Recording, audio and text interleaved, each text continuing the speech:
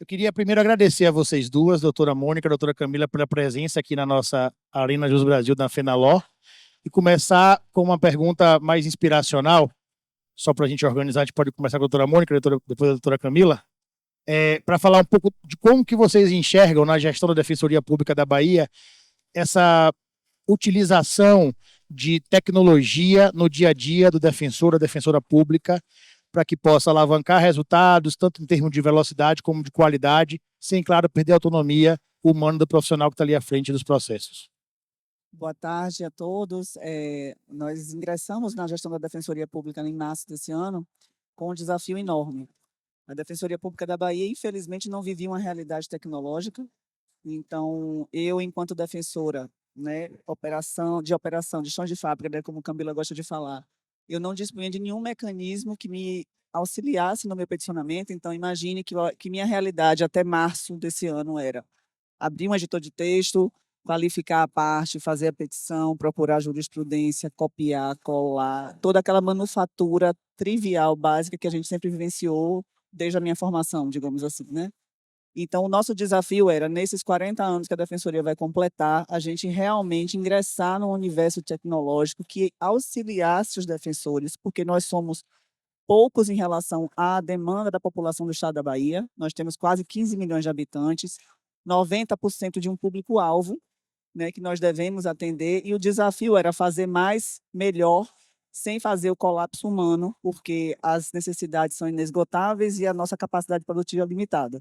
Então, descobrir o auxílio da inteligência artificial, ela é um aparato ferramental necessário para que a gente consiga produzir com qualidade, com uma base confiável, né, com uma velocidade de produção que seja compatível a uma entrega que o público usuário precisa, mas que a gente não faça o soterramento da capacidade humana de produção. Então, o nosso investimento enquanto gestão, e Camila vai poder falar mais isso, é trazer a inovação como um pilar efetivo.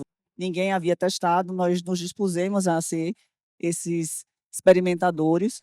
Foi aberto um período de teste por 60 dias com os defensores da Bahia, aqueles que mais trabalhavam no peticionamento, a eficácia da ferramenta foi atestada e aí nós partimos, enfim, para a contratação com muita tranquilidade e segurança de que a gente estava fazendo uma boa escolha. Bom, e para vocês... Está desligado, doutor.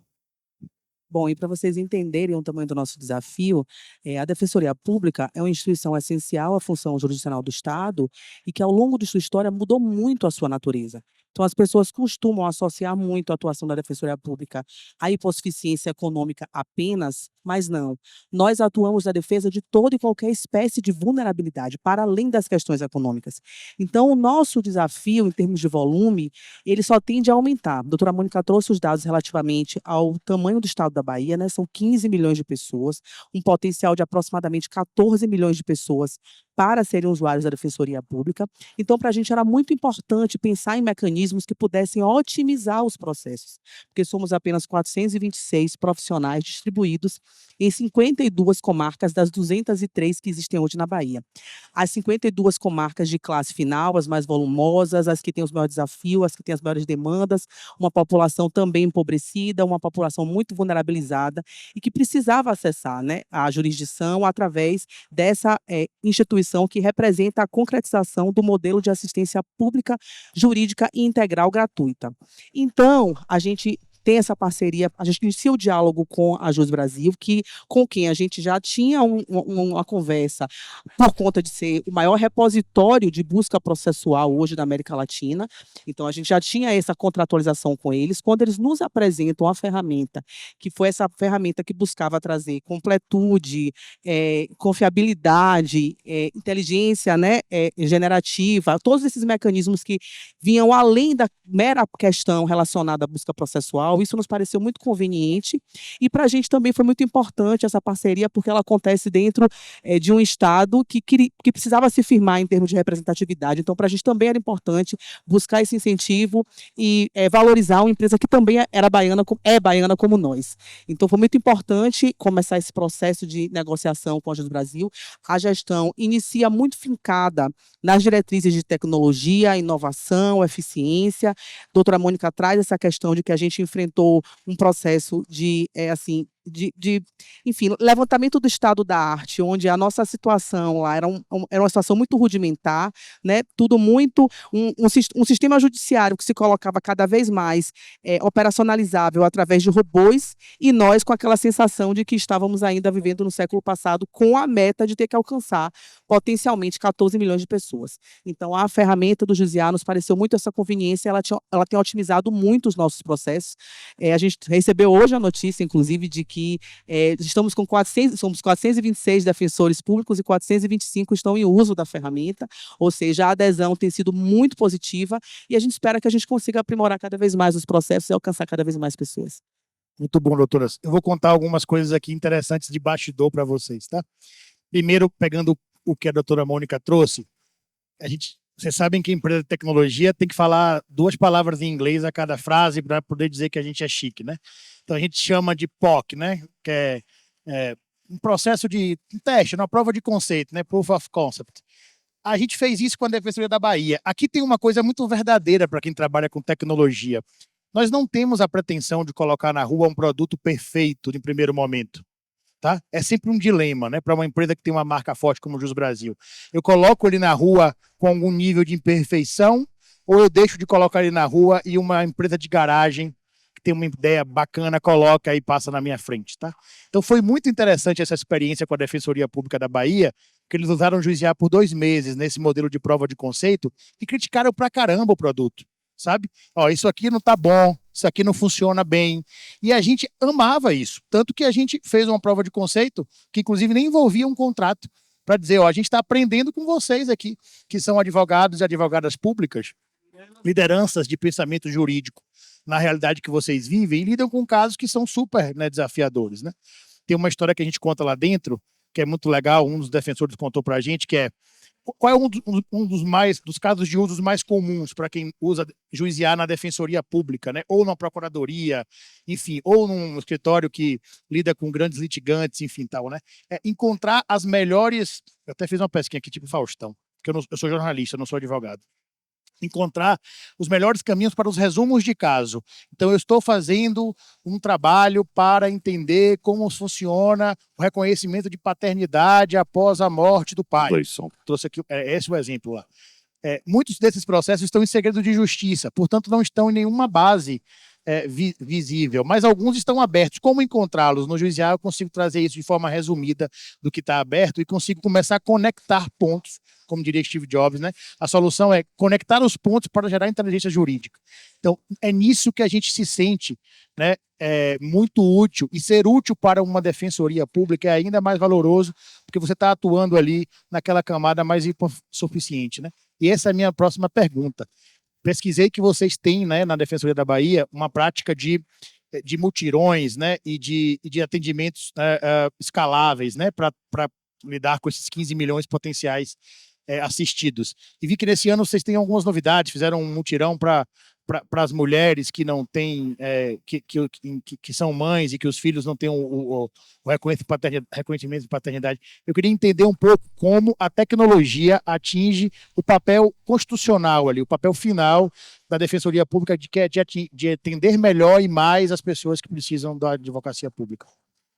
Pronto, os mutirões, eles fazem parte da história da Defensoria, né? Como eu falei no início, nós não temos capacidade de absorver toda a nossa demanda de pronto. Então, é comum nós termos um represamento de demandas, principalmente na área de família, que é o que se chama denomina de carro-chefe. 60% das nossas demandas são na área de família. Então, são demandas de pessoas que precisam comer e precisam executar os alimentos dos pais que não pagam. E aí, sob a orientação de doutora Camila, ela pensou uma forma de um mutirão diferente. Nós estávamos acostumados a atender, antecipar a fila e deixar o resultado para ela ser entregue no tempo da capacidade produtiva de cada defensor. Com o uso da inteligência artificial do Jusiá, nós fizemos um mutirão, não só em Salvador, mas também em algumas cidades estratégicas do interior da Bahia, com o compromisso de que, ao terminar o atendimento, a parte saía do mutirão com o número do processo distribuído. Então, isso nunca aconteceu na nossa história institucional e, pela primeira vez, isso só foi possível devido ao uso ferramental da inteligência artificial. Então, foram mais de 1.000 casos gerados a partir desse movimento, desse mutirão, que, coincidentemente, Camila, eu queria que a Camila contasse da feliz coincidência disso ter sido impulsionado a partir da novela da Globo. Foi muito engraçado isso. Assim, a gente já tinha um projeto, que era o Meu Pai Tem Nome, que obviamente se realizava no mês de agosto, buscando que os pais, enfim, né, reconhecessem a paternidade. A gente ingressa na Defensoria Pública em março, e eu, como uma feminista, enfim, assumida, né, para a gente é muito importante levantar essa bandeira. Então, a gente sentiu falta de ter um projeto vocacionado e direcionado às mães. Então, a gente tem a ideia de, em maio, obviamente, que é um mês, né, voltado à maternidade, a gente fazer o projeto Mães em Ação. Foi muito engraçado, a gente estava num ambiente bem descontraído e lançou a ideia. E aí a gente foi desenvolvendo, mas a gente falou assim, não, tem que ser alguma coisa afetiva. Não pode ser alguma coisa que as pessoas cheguem lá, recebam uma simples consultoria, voltem para casa e depois tenham a obrigação de enfrentar uma fila, porque essa era a dinâmica de estruturação dos mutirões da Defensoria Pública. E aí a gente falou assim, não, a gente vai precisar, inclusive, envolver, né, tecnologias, ferramentas de inteligência artificial para poder produzir uma entrega processual efetiva. E aí, nesse meio de caminho de produção desse mutirão, acontece que a Defensoria Pública do Rio de Janeiro também começa um processo de pensar, né, a realização de um mutirão. E eles conseguem, né, um impulsionamento através de uma cena de novela. Essa cena de novela no Rio de Janeiro levou, em um único dia, quase 300.000 pessoas a procurarem a Defensoria Pública. Então, assim, foi um alcance fantástico. A Defensoria Pública da Bahia, obviamente, foi muito beneficiada com isso também. A gente parte, e coincidentemente isso aconteceu na semana, nós já estávamos programados para o mutirão, então a gente não sabia de nada disso. E estávamos prevendo uma capacidade de 180 pessoas só em Salvador. Com a cena da novela. Com a cena da novela, foi uma loucura, mas ao mesmo tempo isso foi fonte de muita, assim, felicidade para a gente, né? Porque a gente não imaginava que ia ter aquele alcance surpreendente, tantas mães procurando. A gente, obviamente, teve que aprender muito com o processo, porque a gente não estava esperando, né, tudo aquilo acontecer. A gente desejou muito, desejou tanto que os astros ajudaram e realmente fizeram o projeto dar certo. Mas foi uma experiência maravilhosa, mas que só pôde se viabilizar com a qualidade que a gente esperava, em alguma medida, por conta das ferramentas de inteligência artificial. Então, foi a primeira oportunidade onde a gente já conseguiu, a gente já estava em uso da ferramenta do Brasil, nesse uso assim mais ainda não era contratual, se eu não me engano. Proof of concept. Isso. É como a gente gosta de falar, não prova de conceito. A gente estava ainda nesse processo da prova de conceito, então foi bom porque a gente pôde dar feedbacks muito assim, reais, muito honestos do quanto a ferramenta precisava melhorar, de onde a gente podia direcionar melhor. A gente acreditou na ferramenta até assim, desde o começo, porque a gente sabe que a Jus Brasil é uma empresa muito séria, né? É uma empresa que não se consolidou no mercado à toa, tem caminhado buscando muita qualidade, buscando expandir, né, o seu nicho, a sua produção. E a gente sabia que se ela estava assim, se envolvendo a entrar nesse mecanismo de produção de ferramentas de tecnologia de IA generativa, com certeza absoluta, ela faria algo de qualidade. Então, por isso que a gente investiu também. Foi muito chato nesse processo, mas foi muito bom. A primeira demanda de massa, né, que nós utilizamos a inteligência artificial. Deixa eu pegar um outro gancho aqui. A gente fez uma campanha no Dia do Advogado, 11 de agosto, no Jus Brasil, que foi muito marcante. A gente descobriu um advogado, o Dr. Álvaro. Depois vocês podem ver esse filme no nosso Instagram. Ele tem 90 anos, tá? E a gente encontrou ele através de um cliente comum e tal. E ele usava Juiz-IA já. Ele tinha assinado por conta própria com 90 anos. Depois eu fiquei muito fã dele. Esses dias eu até descobri que ele caiu, machucou o rosto, mas está bem, tomando Campari e jogando truco. Dr. Álvaro tem 90 anos, é dono de um escritório de advocacia lá em Campinas. E ele já usava Juiz-IA. Nós fizemos um filme maravilhoso com ele, porque essa é uma coisa que a gente enfrenta muito na relação com o cliente, né? A gente está fazendo algumas oficinas pelas OABs e tal. E aí tem aquele advogado que tem assim, já está meio consolidado, ele fala, será que eu preciso mesmo mexer nesse negócio? Ou eu vou conseguir tocar minha carreira até o final sem precisar me envolver com tecnologia? Porque, afinal de contas, eu fiz humanas, né? Eu não quero entender muito de tecnologia. E o Dr. Álvaro, ele quebrou um pouco essa lógica. Eu queria trazer esse para a nossa conversa aqui, porque a gente lançou uma pesquisa no início do ano que mostra que, pela primeira vez, o advogado, o profissional do direito, né, o defensor, o magistrado, diz que ele topou ser, de novo vem o inglês aqui, né, o early adopter da IA generativa, ou seja, o advogado comprou a ideia de eu vou topar ser um dos primeiros usuários desse tipo de tecnologia. E eu tenho uma desconfiança disso, né? Vocês lidam muito com uma quantidade absurda de texto, né? Para ler e para escrever. E a IA generativa, ela vem exatamente aqui, né? Para contribuir na linguagem, etc. e tal. Qual que é o desafio nosso comercial quando a gente lida com escritórios e com órgãos públicos? Muitas vezes eles assinam uma quantidade de logins, a Letícia está aqui para me confirmar, que é a nossa gerente de contas, e não pega, sabe? Assinei 300 aqui, mas só tem 100 usando. E a gente vai fazer campanha de comunicação para conscientizar, para educar, use. E aqui na Defensoria acendeu uma luz para a gente, porque como a doutora Camila falou, dos 426 defensores hoje, 424 já usaram, e nesses poucos meses de parceria já são mais de 5.000 interações, né? Ou seja, não só tiveram a vontade de usar, como estão usando habitualmente. E essa é a pergunta que eu acho que vale para a gente depois até fazer um debate aqui. Como que é esse bastidor da tecnologia lá? Porque na Defensoria a gente tem aquela pessoa que está na fase inicial da carreira, que talvez seja o mais apaixonado, porque é um defensor ali de, sei lá, 20, 30 anos, e tem aqueles do nível superior lá, que já estão com uma idade um pouco mais avançada. A tecnologia agora está meio que assim, não tem jeito, eu vou ter que me adaptar a ela. Exato. Quando nós efetivamente contratamos a Josiá, nós programamos uma oficina de treinamento. E um fato curioso que você trouxe aí desse senhorzinho, eu assisti essa propaganda, achei maravilhoso o filme que vocês fizeram. Aconteceu algo, não na mesma magnitude, mas semelhante no treinamento lá na Defensoria. Nós estávamos no auditório com pessoas de vários níveis da carreira, porque nós temos pessoas que nasceram lá na década de 90, que nasceram em 2000, que nasceram em 1940. Né? Então, tínhamos uma colega presente na oficina, eu até me surpreendi por ela ter ido, né? A razão da idade dela, mas enfim, estava ela lá sentadinha com o computador, e à medida que a pessoa ia instruindo como usar, ela estava aqui caladinha, daqui a pouco ela deu um grito no auditório. Consegui! Eu gerei uma petição! E aí, ela hoje é uma das usuárias que mais utilizam o Josiá na Defensoria Pública.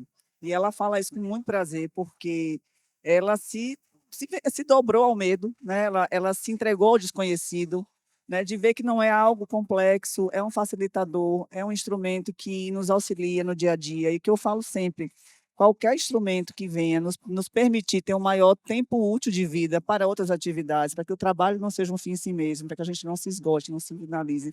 Então, hoje, lidar com a inteligência artificial na defensoria tem sido até relativamente tranquilo, até pelo percentual de uso que foi revelado aqui, porque tem sido acolhida, abraçada imensamente pela carreira.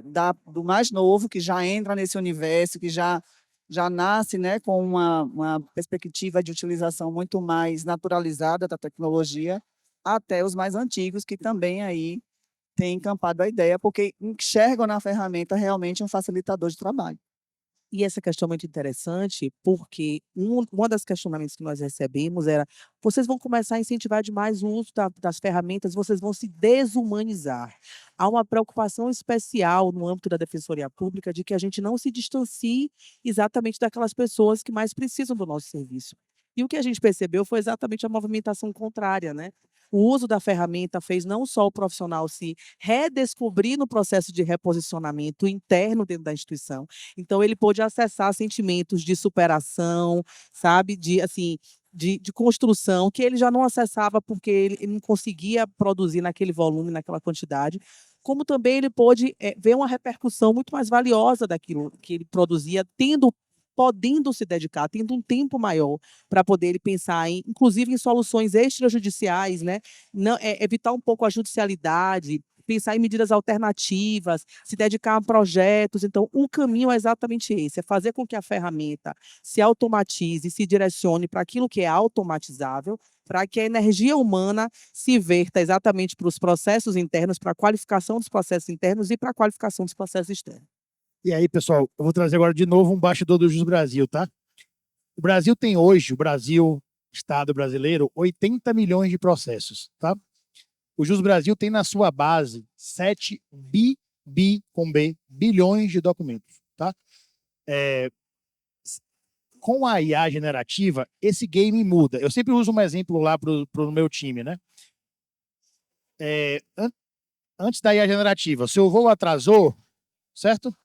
você ia pensar se você ia entrar com um processo contra a empresa aérea, o advogado ia ter que achar um modelo, depois ele tinha que buscar uma jurisprudência, eventualmente naquele tribunal específico. E às vezes, nesse meio tempo, o advogado e você ia falar: ah, não vou entrar, não. Dá muito trabalho para ganhar uma indenização de R$ 2.000. Agora, meu irmão, né? O advogado tem instrumentos para que isso aconteça com mais velocidade, com mais eficácia, certo? Ele continua mais do que nunca essencial à justiça. Vocês viram aqui no painel anterior. É 88, nunca vai ser 100, tá? Até dei risada esses dias aqui, um parêntese, que entrou no Jus Brasil uma jurisprudência que a gente coleta os documentos e coloca no Jus Brasil sem nenhum tipo de adição, tá? O Jus Brasil não edita nenhum documento público. E esses dias um cliente mandou uma reclamação, vou voltar para o anterior, falou assim: tem uma jurisprudência errada no Jus Brasil. A gente, errada? Ficamos preocupados e tal. Aí eu fui ler a jurisprudência e tinha assim: tal, de acordo com o doutrinador fulano de tal. Estava escrito assim: fulano de tal. Certo? Provavelmente o assessor do magistrado usou alguma IA que não era juiz IA, certo? E jogou lá. E tá lá, tá? Tá lá. É jurisprudência. Olha o cuidado que a gente vai ter que ter a partir de agora, né? Então, o advogado é isso, tá? Mas voltando. Então, eu diria assim, o polo emissor abriu, gente, com a IA generativa, tá? Se o advogado não entra, não usa tecnologia para ver o potencial humanizador dela, de livrar desse trabalho mais operacional, e o magistrado também, tá? Que é o do outro lado, não há caminho se não for com tecnologia. Então, eu gosto muito dessa frase, né, que um colega meu, que o Pedro fala, né?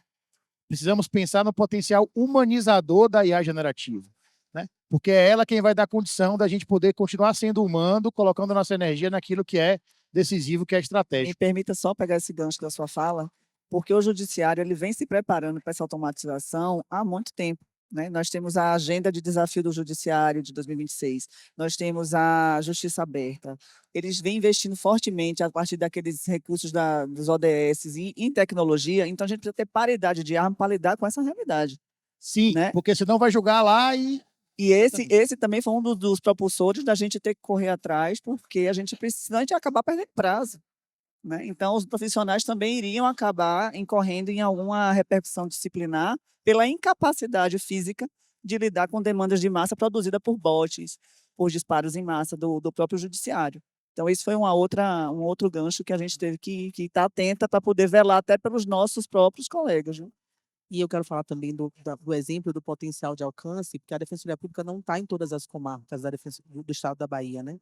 E o nosso objetivo, através do uso dessas ferramentas, é estar, mesmo não estando, nos locais onde não há Defensoria Pública instalada. Então, a gente está inaugurando uma atuação tematizada. Hoje, um tema que nos preocupa muito é o da violência doméstica. No estado da Bahia, segundo números que nos trazem pelo CNJ, é o crime que mais se comete.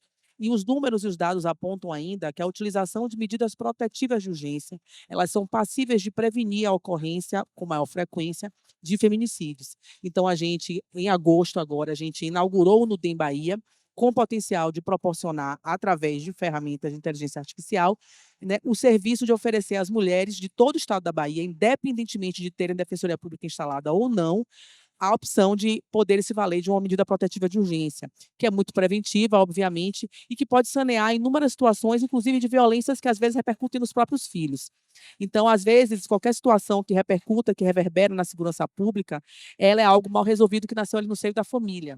Então, para nós, é muito importante a utilização dessas ferramentas, porque elas são viabilizadoras de um alcance onde a Defensoria Pública não estava acostumada a estar, que é onde a gente não está instalado, né? Então, acho muito interessante isso que a doutora Mônica traz também, porque mostra todo o potencial de uso, toda a forma como a Defensoria teve que se reinventar a partir desses estímulos externos, né? Esses programas trazidos pelo CNJ, pelo STJ, toda a reformulação que está sendo necessária de toda a estrutura que é pensada para o nosso sistema interno a partir das provocações que a gente está recebendo dessa mudança conjuntural que está sendo vivida pelo sistema de justiça. Perfeito. Pessoal, a gente está mais 5 minutinhos aqui. Se vocês quiserem interagir, fazer alguma pergunta, tirar alguma dúvida, eu vou até vocês. Doutora ali, deixa eu ir até você.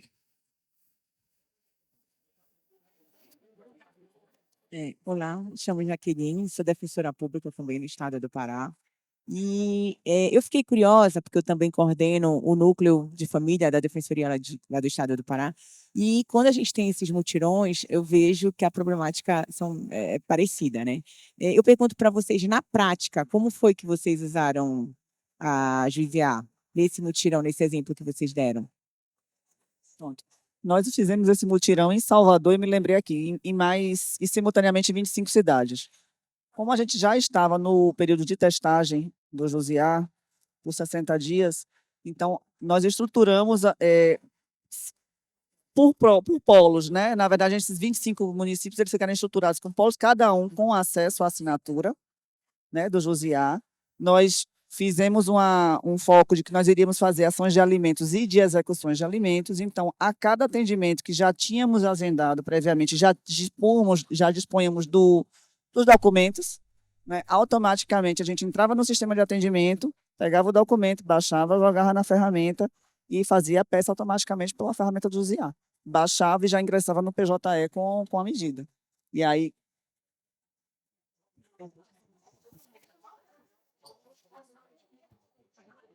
oi. Então, o Josiá fazia a leitura do documento e ela mesma já alimentava a petição? O Josiá ele tem essa funcionalidade. Você anexa o documento e ele já faz a qualificação e traz a peça toda pronta. Toda pronta. E aí a gente já, basicamente, era só entrar no PJE e despachar e já saía com o número ali. Usava o modelo também fornecido por eles ou o nosso? É importante dizer que a gente tinha um grupo de defensores públicos assim, operando virtualmente também. Então, a gente tinha uma equipe ali que estava dinamizando o atendimento direto aos usuários e usuárias, mas a gente tinha um grupo que estava exatamente, a gente produzia as peças e a gente enviava, e esse grupo que estava virtualmente, digamos assim, ele também ajudava a fazer essa distribuição no PJE, porque obviamente o volume que a gente recebeu foi muito maior do que o que esperado. Mas nessa sistemática a gente conseguiu uma atuação considerável em relação a essa. Nós utilizamos a peça que a IA produzia. Entendeu? Porque bastava a gente fazer aquele promptzinho. Ação de alimentos com fonte pagadora, 2 filhos, não possui renda própria. Pronto. Ou possui renda própria. E aí ele gerava automaticamente. A gente fechou uns promptzinhos básicos, entendeu? Com base nos documentos anexados, gere a petição. Porque ele já traz a qualificação toda pronta, do autor, do réu e os outros dados, todinhos. E aí, um detalhe importante, acho que a doutora quer fazer uma pergunta aqui também. Um detalhe importante que a Defensoria Pública da Bahia também se preocupou, né, e a gente vale trazer, todos esses documentos que são anexados ficam numa base separada da base do Jus Brasil e não são usados por nós, isso está assinado em termo de uso, para treinamento de modelo, nem para visibilidade de nenhum outro usuário, a não ser aquele próprio usuário que anexou o documento. Perfeito. E por que a gente armazena para aquele próprio usuário? Porque ele pode voltar na conversa, né? E a gente armazena por um período para que, se ele volte na conversa, a conversa continue do mesmo ponto. Mas nenhum outro usuário jamais irá ver aquele documento e ele não entra na base do Jus Brasil, que é a base treinada por nós, desses 7 bilhões. Esses 7 bilhões são documentos públicos que nós coletamos em fontes oficiais e públicas, tá? Como que internamente isso foi legalizado, acolhido pelo governo do estado, no caso? Porque, assim, para isso ser replicado para outros estados, como foi essa tratativa? A gente decidiu, vai usar, mas, obviamente, que foi um contrato de teste, mas Foi gratuito. foi acolhido, né? Pela Defensoria, você fala? Você fala pelos colegas, pela classe ou não, pela gestão? Assim? Pela gestão. A decisão foi nossa, inclusive, né? Na primeira semana da nossa posse, né? Dela, na verdade, a minha como subdefensora, eu já estive pessoalmente na sede da empresa, interessada em conhecer o produto, né? Foi explicado todas essas nuances, inclusive a preocupação com a LGPD, porque nós lidamos com a base de dados e são dados sensíveis, né? Havia toda essa preocupação de não invadir a privacidade de ninguém, a garantia, assinamos um termo regularmente, foi sinalizado inicialmente para um período de 30 dias, mas diante dos problemas que nós identificamos, né? Por exemplo, da colega que está ali do Pará, na primeira testagem, eu me lembro que o documento, quando a gente anexava o documento para produzir a peça, a Josiá só conseguia ler documentos de até 3 páginas. Isso era um dificultador. Como é que a gente ia utilizar a ferramenta se ela não dispunha de capacidade? Nós sinalizamos isso, isso foi aprimorado. Então, toda a sinalização que a gente dava, ó, não está produzindo, ó, não serve, isso aqui está errado, serviu para aprimoramento deles também. Nós aprendemos junto com eles, né?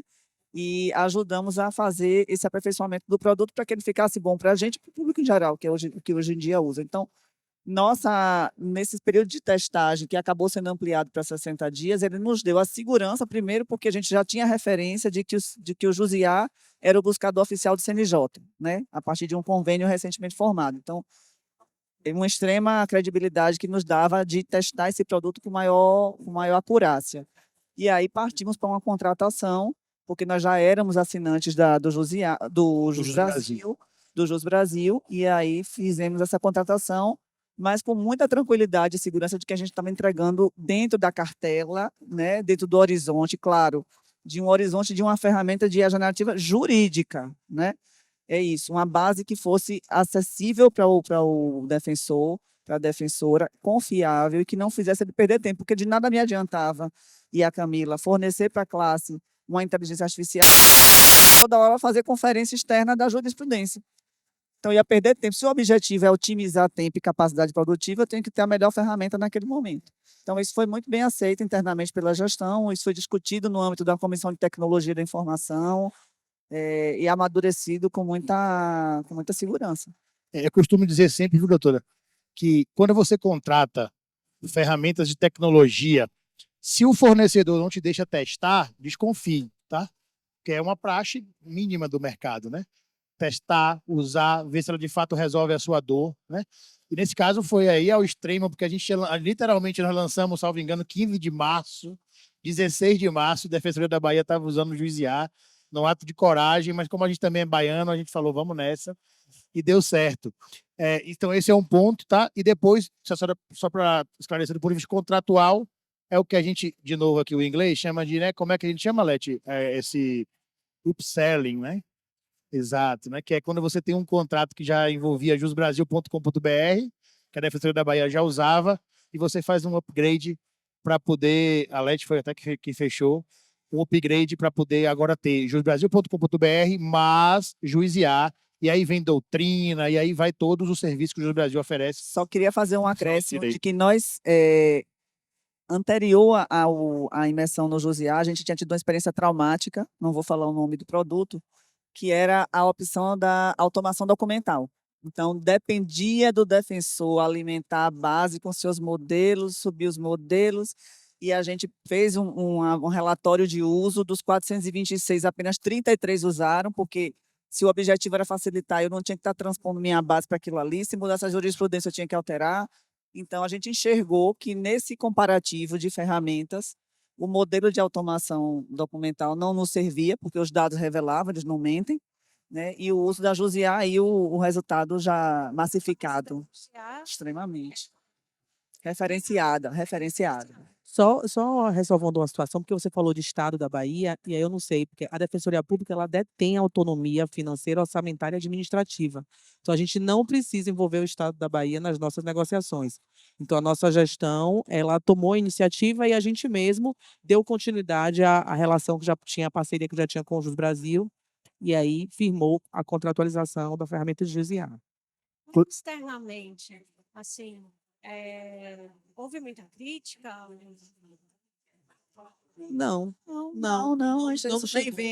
Isso não vem nem ao domínio público, mas eu acredito que está até pela experiência do mutirão do Mães em Ação, né, em que acabamos dobrando a capacidade de atendimento no dia, e só foi possível isso em razão de termos essa ferramenta, né, e a satisfatividade de você, pela primeira vez, porque a gente fala muito, né, que para quem lida com quem é advogado, quem é defensor, cada processo é uma angústia, né? Você imagina a angústia de quem busca o serviço da defensoria, passa por uma triagem de telefone, um agendamento para levar documentos, esperar a sua vez na fila de ser atendida, para poder esperar mais um tempo de produção da ação, né? Isso pode levar, no cenário que nós encontramos, 180 dias.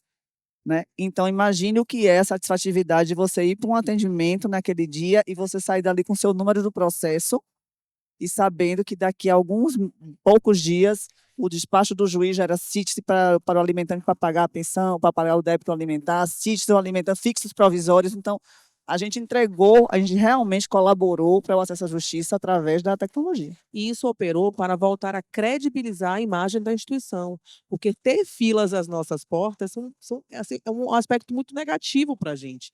As pessoas desacreditam o serviço público, desacreditam o modelo de assistência pública jurídica e gratuita, desacreditam a instituição, não conseguem perceber que ela é capaz de entregar exatamente por conta da demora, da delonga. Então, isso ajudou, inclusive, ao reposicionamento, tem ajudado, né, ao processo de reposicionamento institucional, porque através de todas essas ferramentas a gente está tentando diminuir as filas da Defensoria Pública e promover acesso efetivo à jurisdição, que é o nosso papel. Vou passar para o nosso amigo ali para fechar, porque também só está servindo o chopp aí, né, para vocês curtirem o outro fim. Mas vamos fazer a pergunta do senhor para encerrar. Eu queria dar um último bastidor aqui, tá? Que eu participei ativamente do fechamento desse contrato. O contrato foi muito mais eficiente do que a ferramenta que eles usavam antes, com preço muito mais competitivo. Dá para aproveitar esse gancho, porque a gente tem preços muito competitivos para contratos mais que envolvem mais logins, né, mais usuários, que é o caso da defensoria, é o caso de um escritório. E aí não precisa ser só a defensoria que tem 450, né? Às vezes o escritório tem 5, 6, 7, 8, 10 pessoas também. A gente já tem preços mais competitivos. A Letícia, que está aqui, inclusive, é quem cuida disso, das grandes contas aqui no Jus Brasil. E eu tenho certeza que, assim como eles estiveram aqui no passado, eles estarão no futuro, mostrando que a Defensoria Pública do Pará, claro, vai ter juizado ano que vem de novo, né, doutora? Vocês vão estar aqui conosco também. O senhor também é defensor lá, né? Eu lembro do senhor bem. Só para complementar, todos os totens que estão ali no stand é passivo, tá? De vocês treinarem, verem como funciona. Estão liberados com todas as funcionalidades. E a gente está também com um folderzinho que a gente pode entregar depois para vocês testarem em casa. Então, precisando, e aproveitem a feira para conhecer, fora além da nossa programação que está testando também, passando aqui, mostrando como usa, qual que é o melhor uso. Então, conte com a gente, estamos de uniforme para realmente mostrar o Jusiá e vocês poderem usar na prática. Então, vamos lá, para a última pergunta, a gente vai para o chopp. Ótimo, vamos tomar um chopp, sim. Olha, gente, foi falado que é 88% de acerto no caso da inteligência artificial no Jus Brasil, no Jusiá. Como é que vocês lidam com essa informação nos processos? Você falou que você já pega o processo, ele já gera a petição e automaticamente você já anexa, ou algum humano verifica, dá uma olhada, ajusta, leva para algum outro plataforma, algum outro documento e sobe ela. Como é que é esse processo? Pronto. Em paralelo à contratação da Jusiá, nós editamos também um regulamento interno sobre o uso da inteligência artificial na Defensoria Pública, recomendando, inclusive, que não se utilizasse das inteligências artificiais abertas, porque havia o risco de captura de dados das pessoas que nós lidamos e que temos o compromisso de bem guardar essas informações. Então, existe uma regulamentação interna sobre esse uso. A recomendação nela expressa de que a utilização da ferramenta de inteligência artificial generativa, ela não elide a observância do profissional, não, a responsabilidade pelo que está atestado ali. Então, é obrigação legal do defensor ler, verificar, e por mais certificada que seja a jurisprudência e a base de pesquisa que a gente buscou ter e assegurar isso para a classe, a responsabilidade é dele. É dele. Então, há essa recomendação expressa. Inclusive, nós acabamos de descobrir aqui no stand que foi lançado me lembre, ferramenta. Verificador. Um estúdio.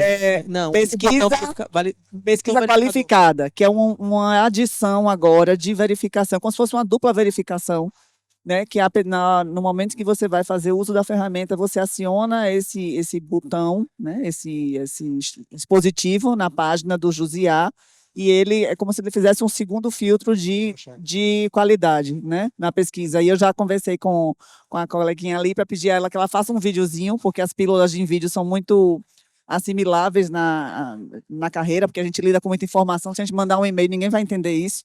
Então, eu pedi a ela, faça um videozinho curto explicando que tem essa ferramenta, agora esse dispositivo que a gente já dissemina.